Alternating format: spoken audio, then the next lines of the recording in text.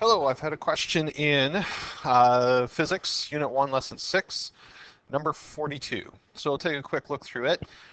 Person tosses the keys on top of the desk dresser with an initial velocity of 2 meters per second. So we know we have a velocity given of 2 meters per second, and I'll call it right. So here are my keys. There's the dresser. How far will the keys slide? So I'm looking for delta D. That is my unknown. We know the coefficient of friction is 0.3, and that's all the information given. So forces are going to be involved here because we are looking at, there is a force of friction.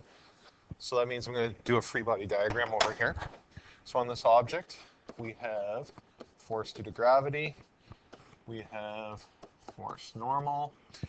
We have a friction force, and often this is where some of my students in the past have made the mistake.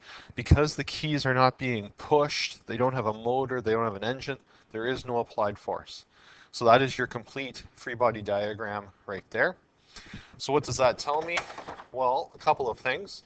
I know that if I go to FU MA, so my unbalanced force, if I look at this, typically I always tell students it's always applied force minus friction force equals MA. Well, there is no applied force. It goes to 0. So I have negative friction force. It indicates my direction equals MA. So what is our force due to friction? Well, we know our force due to friction formula is our normal force multiplied by mu. I like putting the mu first, mu Fn. So I'm doing this in a ton of steps, so you can always shorten this up. Just want to show all my steps. So negative mu, normal force in this case, if we look up here, we know our normal force is equal to force due to gravity from our free body diagram. So it'll be mu mg equals ma. And our masses are on either side of the equation, so they do cancel out. So that means that my acceleration is equal to negative mu g, or negative 0.3, and I'm using gravity of 10 in this course. So multiplying that out is negative 3 meters per second squared. So there's my acceleration. I now know how fast it is accelerating. And sorry, so that should be to the right. And because it's negative, it's technically going left. So I can take that information and we come back up here, and now we apply our kinematics formulas. We want to know delta D. All right. What other information is inferred? So it has an initial velocity of 2 meters per second. How far does it go? That means it's come to a full stop. So my final velocity is going to be 0 meters per second.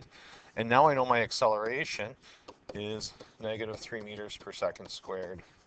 Right. So that means I can use the formula v2 squared equals v1 squared plus 2ad.